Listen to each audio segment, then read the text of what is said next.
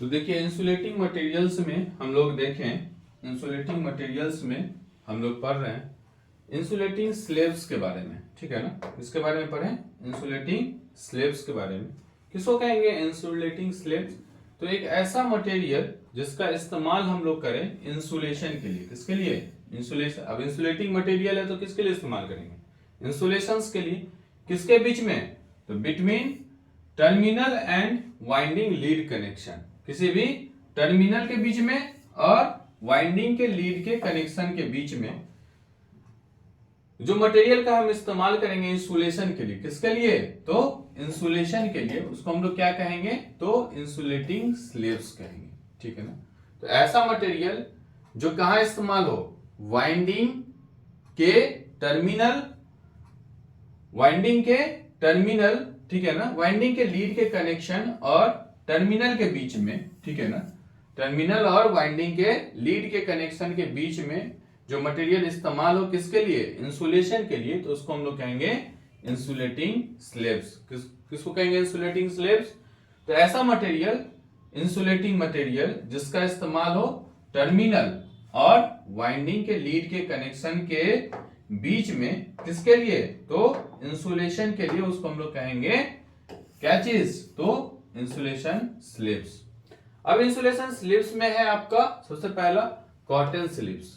Cotton slabs कैसा होगा? तो made up of cotton not varnish. Cotton का बना हो, किसका ना बना हो? तो वार्निश का ना बना हो। कैसे इंसुलेशन के टाइप में आएगा भाई? तो क्लास ए इंसुलेशन के टाइप में आएगा। कैसे इंसुलेशन के टाइप में आएगा? क्लास ए इंसुलेशन के टाइप में आएगा। दूसरा है इंपायर्ड स्लैब्स। ये बना होगा किस चीज का? तो फ्लेक्सिबल ट्यूबिंग का, ठीक है ना, made up of flexible tubing. किस चीज में यूज आता है ये? तो प्रोटेक्टिंग कॉइल लीड्स। किसको प्रोटेक्ट करने के लिए? कॉइल के टर्मिनल को। कैसे इंसुलेशन के टाइप में आएगा? तो ये भी आएगा क्लास ए इंसुलेशन के टाइप में। तो दो तरीके का स्लैब्स पढ़ा हमने, एक कॉटन स्लैब्स और एक है इंपायर स्लैब्स। इसके बाद फिर आगे देखेंगे, आगे है आपका फाइबर ग्लास स्लैब्स। ये integrated fibre glass oven fabric sleeves. इसका कलर होगा आपका येलो और ब्लैक। और ये जो इंसुलेशन का क्लास होगा क्लास ई, क्लास बी और क्लास एफ। उसके बाद है पीवीसी स्लीव्स। पीवीसी स्लीव्स बना होगा पॉलीविनाइल क्लोराइड के शीट्स का। और इसका कलर जो है वो अलग अलग कलर में ये अवेलेबल है। उसके बाद फिर insulating sleeves are highly non hygroscopic. ये बहुत ज्यादा नॉन हाइग्रोस्कोपिक होगा जितना भी स्लीव्स है वो। इसका यूज किस चीज में है? तो insulating exposed lead terminal, not used for winding purpose. There deterioration of rise in temperature. क्या कर रहे हैं? इसका इस्तेमाल किस चीज में हम लोग करते हैं? तो अभी जैसे शुरू में बता रहा था कि वाइंडिंग का जो टर्मिनल है और जो लीड्स है कनेक्शन का उसके, या फिर वाइंडिंग का लीड्स और जो टर्मिनल है उसको बीच में, उसके बीच में इंसुलेशन के लिए हम लोग इसका इस्तेमाल करते हैं। तो क्या कर रहा है कि ऐसा टर्मिनल जो एक्सपोज ना हो जाए, ठीक है ना, तो वहां पे हम लोग ये जो मटेरियल है उसका इस्तेमाल करते हैं। इसका जो साइज है अवेलेबिलिटी का वो 1-2 से लेकर के 12 mm तक है। और इसका लेंथ 1 मीटर रहता है जनरली। ये रोल्स में रहेगा आपको 25, 50 और 100 मीटर के। इसके बाद हम लोग देखेंगे कि कुछ अलग और भी जो है सो इंसुलेटिंग मटेरियल्स हैं, some other types of insulating material. तो उसमें 5-6 तरीके का अलग तरीके का इंसुलेटिंग मटेरियल्स है, उसको हम लोग एक एक करके पढ़ते हैं। पहला है आपका fibre. It is used in insulation wedges and packing purposes. इसका इस्तेमाल हम लोग इंसुलेशन के लिए, वेजेस के लिए या फिर पैकिंग पर्पसेस के लिए कर सकते हैं। इसका जो कलर है फाइबर का वो रेडिश कलर का होगा। और ये अवेलेबल है सीट के फॉर्म में, जिसका थिकनेस 1 mm से लेकर के 12 mm तक होता है। और ये आपको केजी के हिसाब से मिलता है। टाइप्स ऑफ इंसुलेशन की बात करेंगे अगर, तो ये क्लास ए, ई और बी क्लास का इंसुलेशन के कैटेगरी में ये आता है। तो फाइबर के बाद फिर हम चर्चा करें किसके बारे में? बैम्बो के बारे में। सब लोग जानते हैं इसका भी इस्तेमाल हम लोग इंसुलेशन के लिए कर सकते हैं। ये भी यूज होता है wages in the binding processes, ठीक है, मतलब कोई भार ढोने के लिए, वेजेस का मतलब यहाँ भार ढोना है, ठीक है ना। ये रेडीमेड पीस में आपको सुटेबली साइज में अवेलेबल है मार्केट में। ये अगर इंसुलेशन की बात करें तो बैम्बो क्लास ए और क्लास ई टाइप के इंसुलेशन के क्लास के अंतर्गत आता है।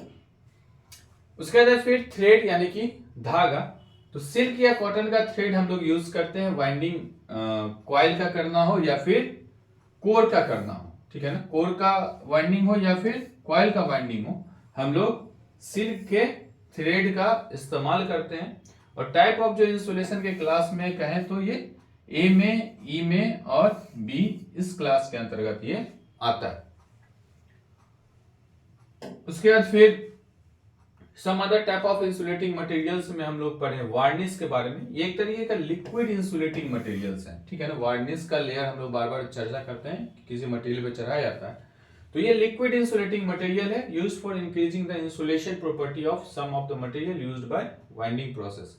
किसी मटेरियल के इंसुलेटिंग प्रॉपर्टी को बढ़ाने के लिए हम लोग इसका इस्तेमाल करते हैं। किसका इस्तेमाल करते हैं?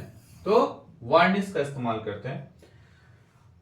दो तरीके का है, एयर ड्राइंग इंसुलेटिंग वार्निश और बेकिंग इंसुलेशन वार्निश। इसका जो कलर है गोल्डन, येलो या फिर ब्लैक कलर का ये होता है, क्या चीज? वार्निश का जो लिक्विड है वो।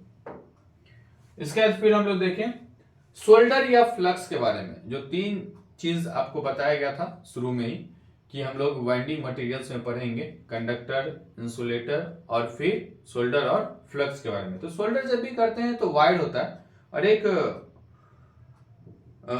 फ्लक्स कहते हैं हम लोग, टीन के डिब्बा में रहता है, येलो कलर का आप देखे होंगे, सेमी सॉलिड टाइप का मटेरियल होता है, उसको हम लोग फ्लक्स कहते हैं।